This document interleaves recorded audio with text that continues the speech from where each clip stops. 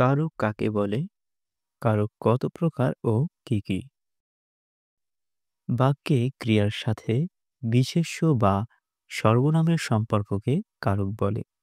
কারক শব্দের অর্থ ক্রিয়া সম্পাদন করা। কারকের প্রকারভেদ। কারককে ৬ ভাগে ভাগ করা যায়।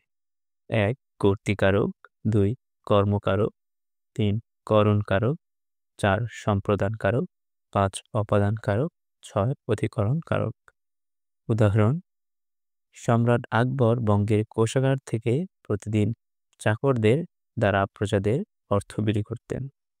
এখানে সম্রাট আকবর কর্তৃকারক, অর্থ কর্মকারক, চাকরদের দ্বারা করণকারক, প্রজাদের সম্প্রদানকারক, কোষাগার থেকে অপাদানকারক এবং প্রতিদিন অধিকরণকারক।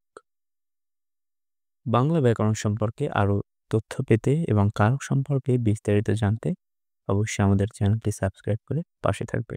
ধন্যবাদ সবাইকে।